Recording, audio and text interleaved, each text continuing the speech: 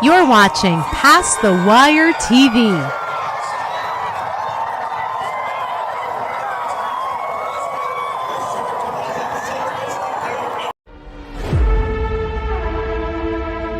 You are definitely going to want a seat at the absolute best Breeders' Cup seminar in the game, bar none. We are going to try and come out of the gate running, but more importantly, finish like the fastest car in the race.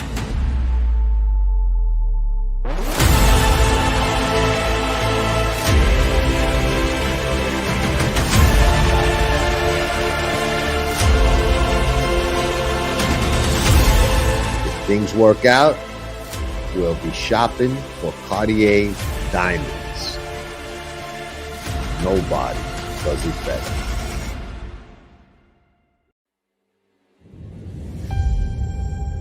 Tracking trips at Past the Wire, no matter what your level of play is. You know, people play the horses for all types of reasons. The action, the excitement, the thrill, the challenge. Some, believe it or not, even play expecting to lose. Me, I don't have that problem. I play to win and take down scores and have been doing it successfully for a long time.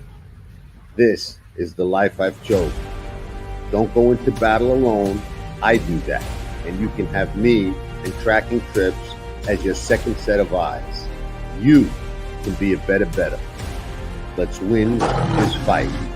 Patience, discipline, like a cobra, ready to strike at the right time.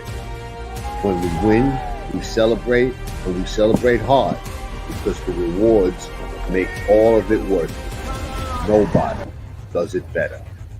Tracking Trips at Past the Wire. Be a member, unless of course you hate money. Ciao tutti.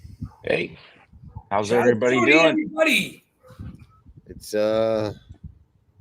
good, man. Keeneland opens, Breeders' Cup around the corner, prep races all over the place, playoffs, baseball, NFL.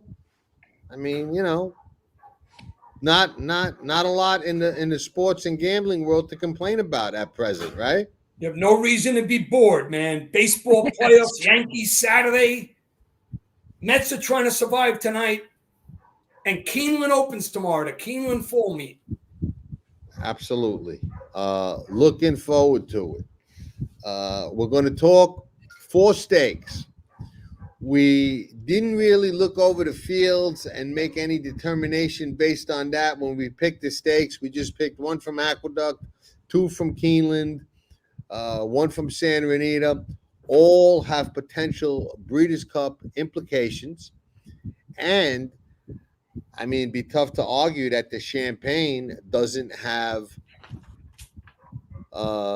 Kentucky Derby implications as well. You know, so Yeah. you know, quite a bit to digest. Where'd you get that hat? I like that hat. You know me with my hat, my glasses, my cars. What's that, Spinster? Cool. That's the Judmont Spinster, man. No fooling around. I figure for Keeneland, might as well break out the Judmont Spinster hat, no? It's true. The Spinster Go runs green. next week. Go green. I'm going to say something that ties into sports real quick before we get into these races. This weekend and Saturday is what I would say in sports, especially the NFL, and you guys are big NFL fans, is it a trap game, is a trap weekend. And I'll tell you why. Not that any of us are taking it lightly, but it would be impossible to study all of these stakes races at all of these different tracks with the due diligence that the 3 of us like to do. So what winds up happening, and what a big danger to bettors is on a day like this, is not being focused on one particular track or one particular sequence or one particular race or 2. You're all over the place and you wind up missing some. So it's a trap with all these great races because you want to be involved in every one of them. How I tackle that, guys may do it differently. How I tackle that is I focus on where I want to bet, but I watch and get into all the other races and take notes for something I could maybe use going forward. I'll make a point to that. I'm gonna bet the one race at Santa Anita because I capped it, and my focus is going to be on Keeneland and 3 races at Aqueduct on Saturday. But my focus is Keeneland. Still a lot, but at least you got the right idea. Yeah. Why don't we get right into it? We're starting with the Champagne, which not only has Breeders' Cup implications, obviously, but we could be looking at some of the, Kentucky Derby horses. Who wants to hit lead off? I'll lead off with the Champagne. Shoot. I'm raring to go. All right. One thought. Last year's Champagne, just a quick thought. Fierceness made a big move and he folded. And look at all that Fierceness did as a 3-year-old. Just keep that in mind. But this year's Champagne, very intriguing race. I land on Uncaged, top choice. One thing I will say to start with this colt. It's not often a horse's debut race impresses me a lot. But with this guy, I was really, really interested in, and I grew attached to him. I watched the race a couple times. You could see that he went 6 wide, all right? It was a muddy debut. But if you look how professional the horse was, I like seeing that, professional. When he came around to the top of the stretch, he was wide. In the stretch, he was wide. But this Son of Crowan, in my opinion, looked very composed. And, man, did he have a lot of run. I like the way he's training up to the race. $450,000 Son of Crowan. I think he's going to be an absolute handful and the biggest threat to Chance and McPatrick, who I have a ton of respect for. But I am going to go Uncaged, top choice, to run them all down with a big run. Rosario's up for Pletcher, and is, of course, part of the Rispoli stables. My second choice is going to be Chance and McPatrick. And for those that like to follow my supers, my precise order is 5, 10, 2, 4. Big race, Jim. Who you like? I landed on this Smoking Wicked. I'm going back to the well with him. I thought his hopeful was nice. Just kind of got caught there late. But he really set some pretty honest fractions and lasted in the hopeful. So my breakdown of this race, I feel like he's going to be forward again. He's probably going to be on the lead, and I trust Dylan Davis on the lead in this mile race to make sure he's got enough left in the tank to get that little bit of extra distance. This sire, Bobby's Wicked One, was mostly a sprinter by Spitestown, so perhaps the mile might be a little bit out of his wheelhouse, but improving figures. I thought his hopeful was really good, even though he did get caught there late. At the top of the stretch, it looked like he even kicked away a little bit before ultimately tiring. But that was some pretty fast fractions he was setting. So I'm expecting this rider change to make a little bit of a difference for him, and hoping that he can get the mile distance. But what are we looking at? Morning line 12-1. I mean, he was 31-1 in the hopeful, and I had him on my pick 5 ticket that day and almost looked like a genius. So I'm going back to the well with Smoking Wicked. All right. I'll tell you, I'm kind of on the same page as Gio with a little bit of a twist. Ton of respect for Chance and McPatrick. I liked him the day he broke his maiden. I had heard about him before he ever ran, that he was a runner. I know he was very highly regarded. I liked him the day that he won the hopeful and couldn't believe the price that he paid that day. He's dead game. He comes running late. He's got a lot of fight in him. but I was looking to try and maybe beat him because he's coming off those 2 hard races at the Spa. The main goal is probably the Breeders' Cup. That's a 2-turn race, so maybe they're using this to get him a little bit more ready for 2 turns. I don't know, but I was just looking to go for somebody a little bit more creative, and I got a little bit more creative, but I don't know that a lot more creative. And I landed on the other Pletcher horse. I was torn between the 2, between Uncaged and the 2. What is it? Tip Top Thomas, I want to say his name is. Yeah. And I wound up going to Tip Top Thomas. I thought he was very game that day. I thought he showed a lot of fight. I happen to be very high on Volatile as a sire. I know he was an extremely fast sprinter, and a lot of people are going to think he's going to be a sprinting type sire. But, this is a really elongated sprint at that 1-turn mile. I think he's going to improve in his second start. I'm glad he doesn't have the rail. At least he's got 1 off the rail out of that Aqueduct chute. So if I was betting multi-race wages, those are the 2 that I would use. I went to him over the other Pletcher that Gio landed on for a couple of reasons. One, the other, Uncaged ran on an off track. I'm expecting a fast track on Saturday, so we don't know how Uncaged is going to be on a fast track.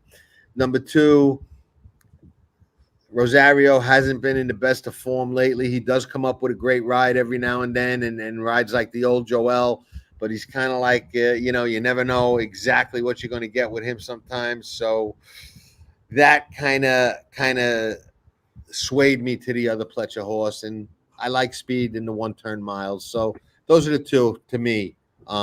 Tip Top Thomas will probably take more money than he should because his name is Thomas. So everybody named Thomas will bet on him.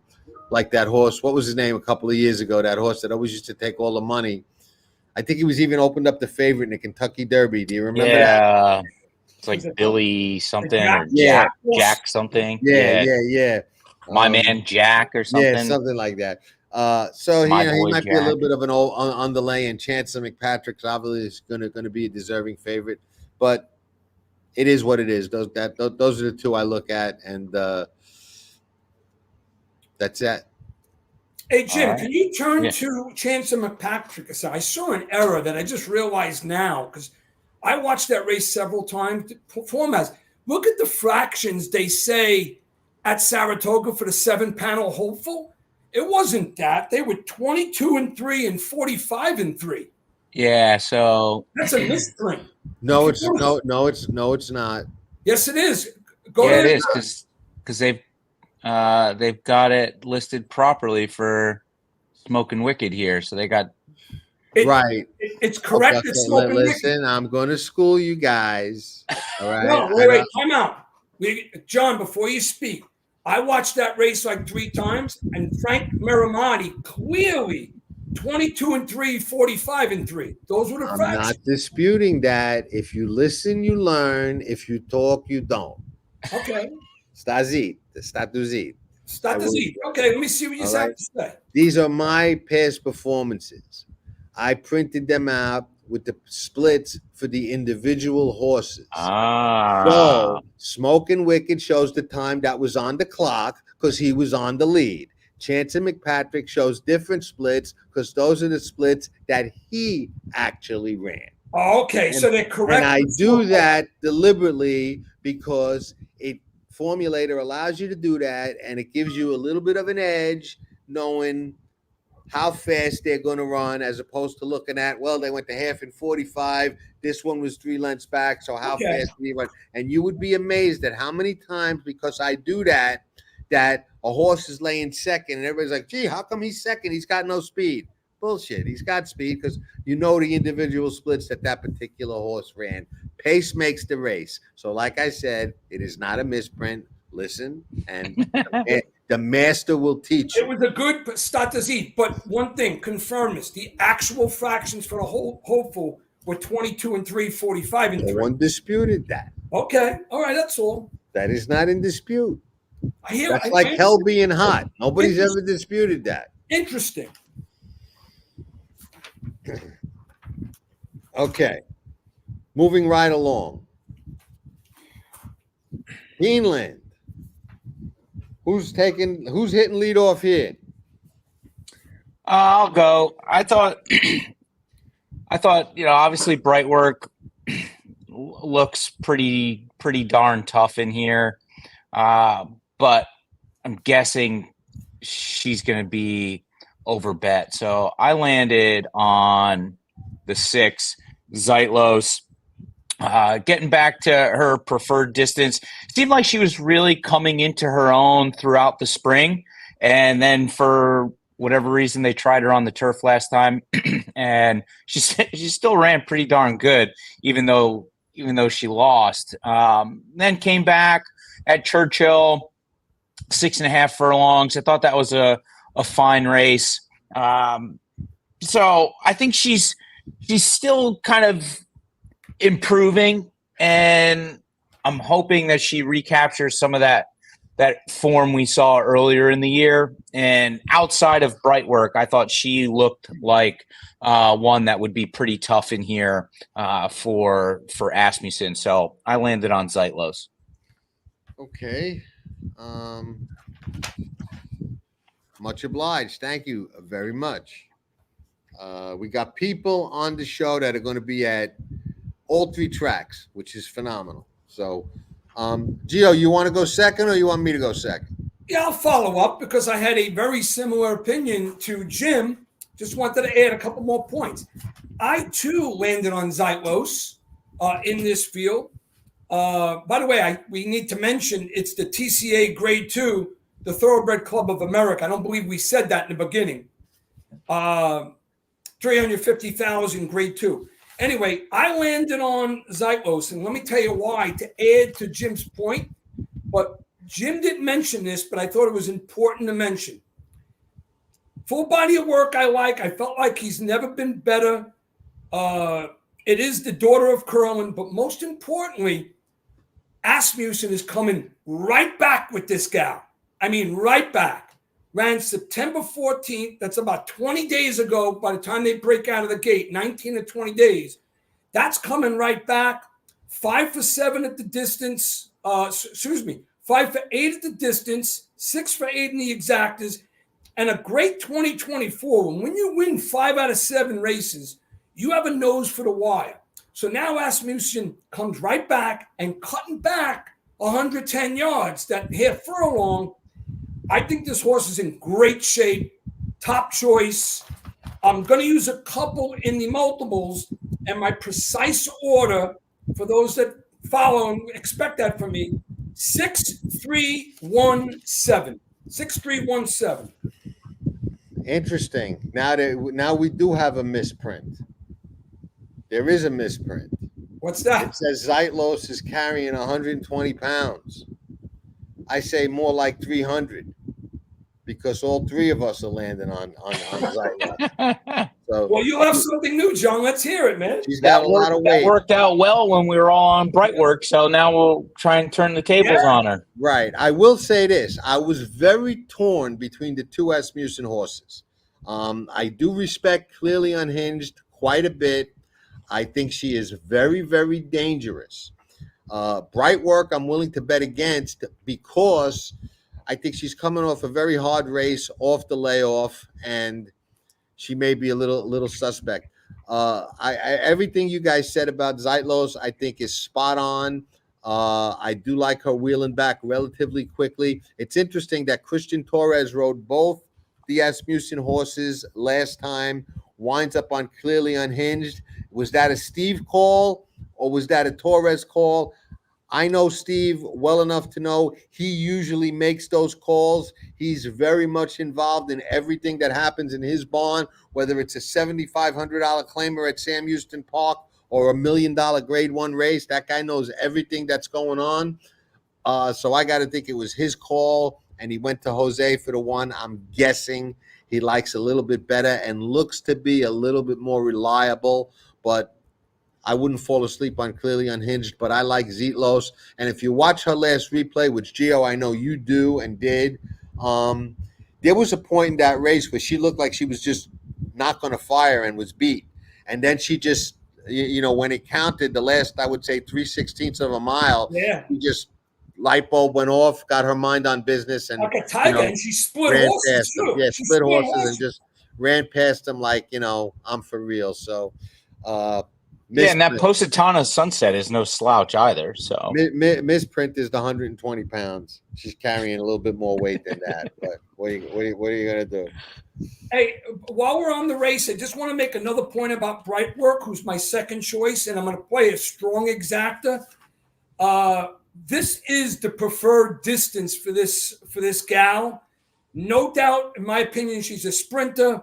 We all found that out based on her races that she ran to finish off 23. Second race off a layoff. I think she'll come back and run a decent race, but I do like Zylos off coming right back to run her down, and I like that 6'3" exacta a lot. All right, next race. All right. It should be the Grade 1 Turf Mile, John. It sounds like you're going to start us off. The Coolmore Turf Mile, $1,250,000. I'll start. I hate to start because I'm taking Carl Spackler, and I wanted to go against him, but I can't. I looked long and hard at the two European horses, the 1 and the 2. I don't think either one is. I mean, and they're not slouches, either one of them, but I just don't think either one is good enough to beat Carl Spackler in the form that he's in right now. I think he's just really gotten extremely good at the right time. I know he's been pointed to the Breeders' Cup. He got really good, and he's just in tip-top form. And I think you would need an A-list European to really come in and beat him. And I don't think that either one of these two are. So nothing exciting here for me. I'm on the likely favorite, Carl Spackler, with my eye on the €2, especially going forward towards the Breeders' Cup. But I don't think they're going to beat the 9 personally. All right, well done, Jim. You want to go, or you want me to? I'll go. I landed on More Than Looks. I thought, am I going in the right direction? Yeah, no. Yes, she is. You were just there, number 3. Oh, there we go. I thought she ran super in the 4-star Dave, coming off of a really long layoff. Was training at Keeneland, shipped into Saratoga for like a week. Ran a quality race. I don't think anybody was beating Carl Spackler that day. He got the jump on everybody coming off the turn, and he just was able to put about 4 lengths on the field in a blink of an eye. And I thought More Than Looks ran pretty well down the stretch of that race, especially coming off of such a long layoff. So back at Keeneland, I'm expecting this horse to be a bit fitter, be a bit more engaged in the dynamics of the race, and I'm expecting this one to not allow Carl Spackler to get that big of a jump coming off the turn, and I'm expecting the 3 More Than Looks to have a pretty solid effort and get the win. The other one that I was also semi-interested in for a weird, bizarre angle that seemingly happens in my mind and also on the track sometimes. These Chad Brown horses, like this 4 Running Bee, that are in search of a Grade 1 victory, seem to find it at Keeneland in October or Keeneland in April. And this Running Bee is a quality horse. I think actually loves Keeneland. Yeah, has a legitimate shot in this race. And I think this is one of those weird times where perhaps at 12-1, this long shot jumps up and gets that grade 1 that they're looking for in the back half of their career. So the other Chad is always dangerous. So more than looks on top for me, but again, wouldn't be surprised if Running B gets that grade 1 that he's been looking for. Geo Big Guns. All right. Where'd you land? It's a great race. Grade 1, $1,250,000. I'm in agreement with John Stetton, but I'm going to make a suggestion for a strong play. I couldn't get past Carl Spackler. So go to Carl Spackler first. I want to make another point. Obviously, in prime form, 5 out of 6 in the distance. In my opinion, this guy at 4 could be the best turf miler in training. I felt like he will go forward, but even if he regresses off of his last, which was a strong effort, I still think he's good enough to outfinish these. So I couldn't get past Carl Spackler on the win end, who will key my exacta. But I'm going to use one other horse in the race in my multiples, and we're going to go to him right now. Go to the 2 with Frankie Dettori making a USA debut. Kikulu. Judgment. Yes, Judgment. Good karma there. Now, if Carl Spackler doesn't fire his absolute best, which I believe he will, and like I said, he can regress and still win. It may be a closer race. But this guy, I was interested in. You got a 3-year-old coming in. Look at the money he took overseas. He also took big money in that grade 1. So I dug a little deeper, and I said to myself, Jesus, he was carrying a lot of weight then. And now he's coming in with the rest of the field at 122. This is the type of horse I think Frankie is going to manage well. A mile on the weeds. He's come close 2 other races. Even the last race was a dogfight. 4 horses on a wire, a neck off. Lost by a nose in another. If there's a horse that's going to upset the 9, it's the 2. But what I'm planning on doing, I have to use both in my multiples, and I'm playing a powerful 9-2 exacta. And I did want to mention my precise 4 because I'm intrigued with one of the others. One was Jim's horse, More Than Looks, and then the 8, which is Spirit of St. Louis, Louise. So I'm 9, 2, 3, 8 in this nice-looking mile on the weeds. Right, good point here. That horse is a half to Frankel. Good point. The nowhere man is somewhere, because that's a good point. So moving on to out west, packing up our game and heading out west, Rodeo Drive. I thought it was Rodeo Drive. I'm kidding.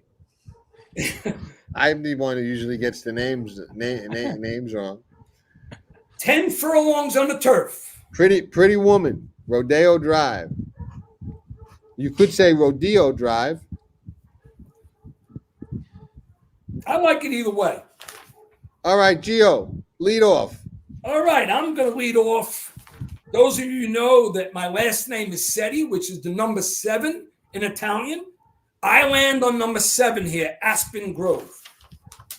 And I did a lot of work on this race. This is the only race I'll be betting at Santa Anita, but I'm going to play a nice win bet. I'm going to play the exacta and triple. This is a daughter of Justify. I love the fact, all due respect to Gaffleone, I love the fact that they're going to J.J. Hernandez in this spot. He knows the course, a mile and a quarter. I have no reservations about the distance. Of course, I trust Jack Sister Spring, the trainer. The numbers are comparable with the rest of the field. In my opinion, Aspen Grove sits a near perfect trip. And I am betting the jockey here. The jockey on this particular horse, thinking he could be in a position to run his career best. And I'm trusting Hernandez to get this guy home. And I may even get It's what was the morning line there, Jim? You usually get them. I'm hoping I get 5. I could get 5 to 6 to 1 in this with this guy. You will. With this girl. I don't think they're up yet, right? I'm out hoping yet. to get 5 Oh, actually, 4 to 1 on the morning line. There you go. Okay.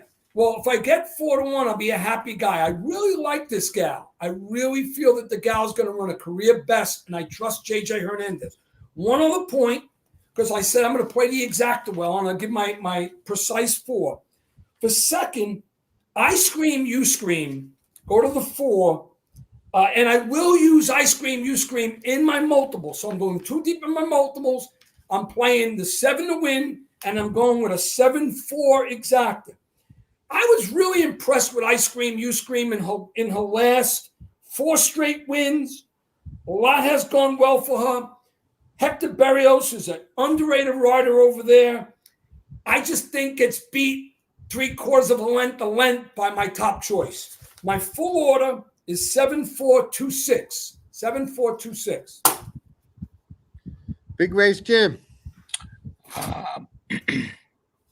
I was looking long and hard at that 7 also, Aspen Grove, but I ultimately ended up on the 2, Sunset Glory, who I think is going to be out in front. Looks to be a little quicker earlier than the 4, I Scream, You Scream. And I think Umberto is going to be able to control this race and do whatever he wants on the front end and have a pretty decent pace edge to get a front-running victory for Sunset Glory and Rispoli. It's interesting because obviously I Scream, You Scream is a serious filly. She's 4 for 4. She's won on the lead. She's won off the pace. And if you watch her replays, she's just always full of run down the lane. You know what I mean? Whatever kind of trip she gets, whatever happens. I mean, I've watched every one of her races a couple of times, and she's just always full of run. Always full of run. But I'm going to take a shot against her, and it's funny because the horses that I was looking at 3 horses: Sunset Glory, Aspen Grove, and the other one was, believe it or not, Graham Motion's horse that he brought from South Africa that ran second at Monmouth, who I think is going to be overlooked, Beach Bomb, completely because, people have no respect for Monmouth, but I think that was really a prep race, and I don't think they'd send her across the country for, just for nothing, so I think they think that she might be okay. And Aspen was the first one I wound up eliminating.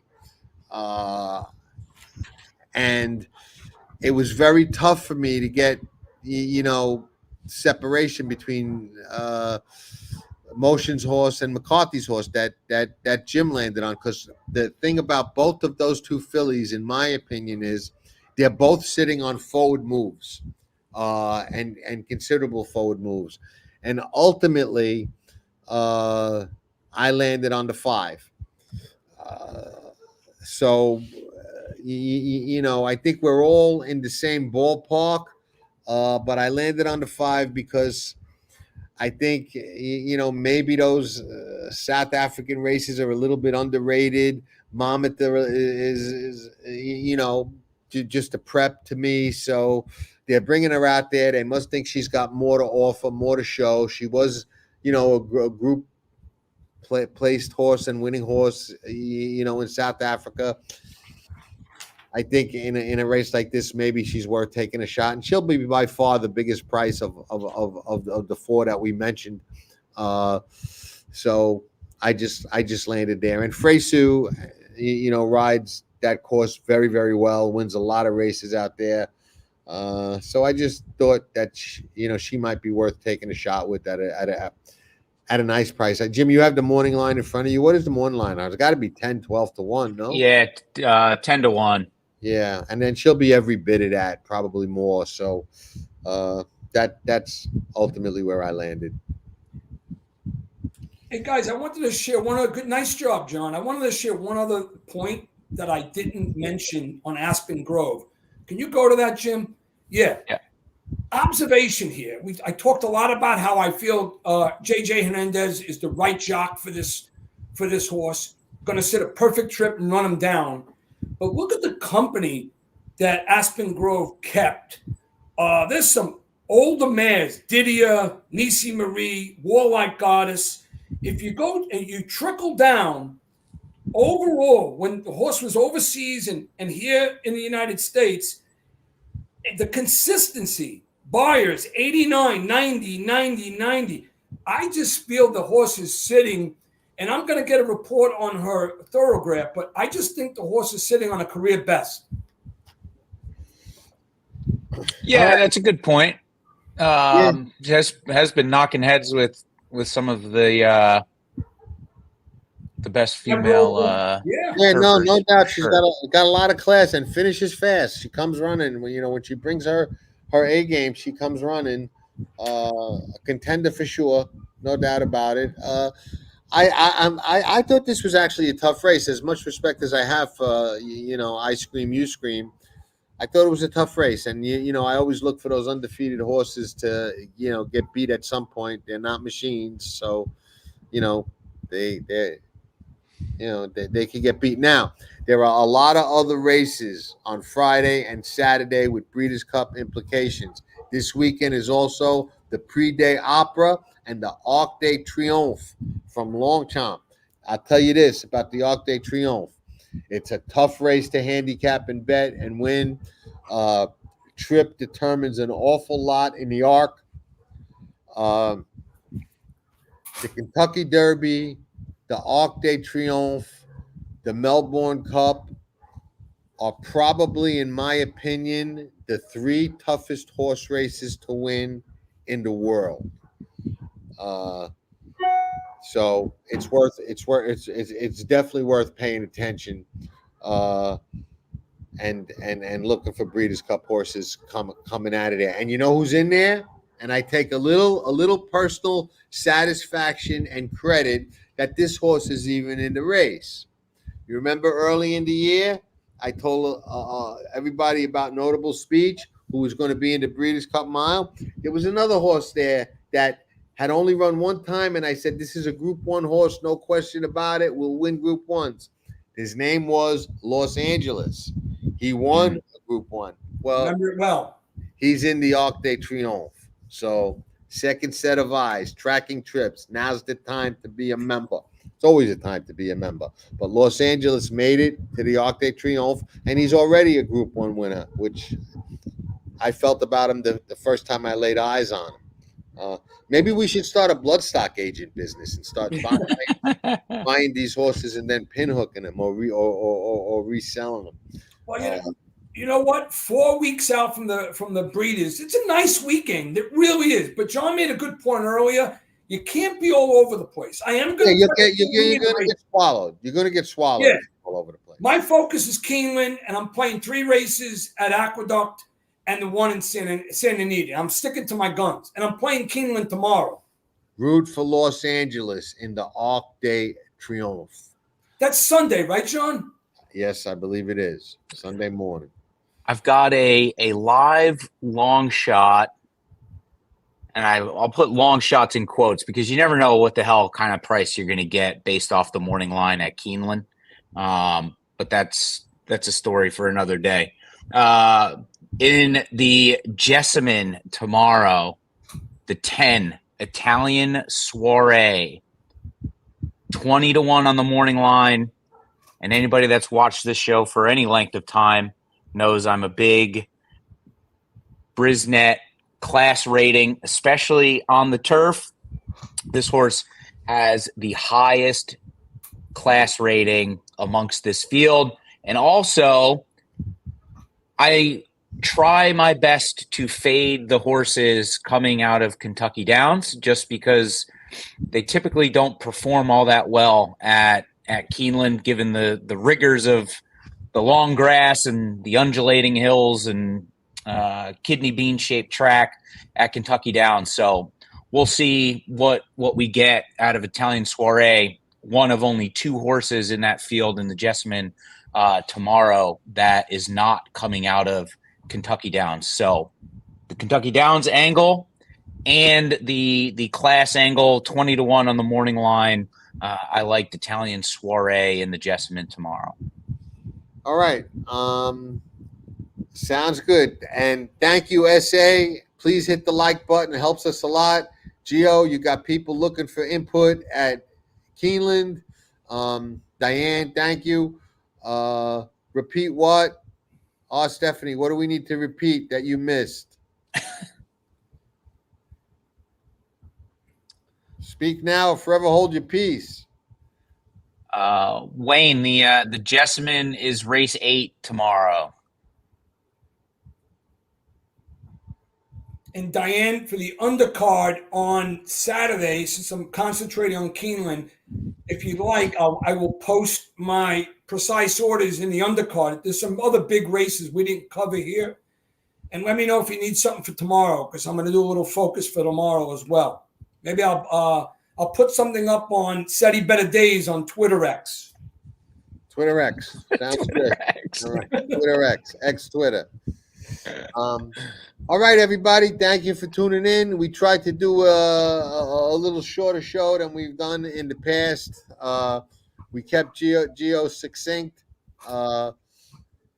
We off the record used a shock collar on him. So when his time was up, we had a shock collar going with him. But just remember, 90% of the people like when Seti elaborates. 90%. 90%.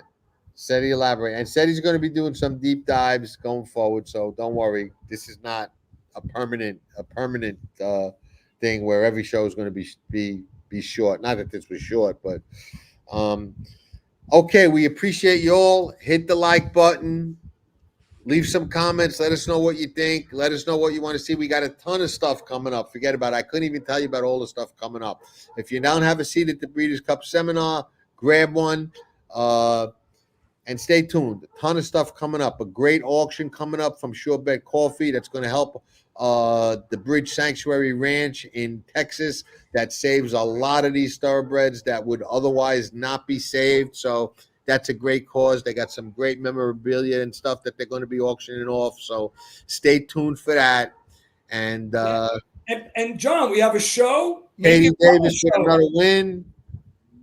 Everybody loves Gio. We know. We have a couple of shows on our Breeders' Cup preparation coming up. Yeah, a bunch of stuff. Too much to even say. So, all right. I guess that is what they call a wrap. So, thank you, everybody. Ciao for now. God bless everybody. Take care of your families. Good night. Good night.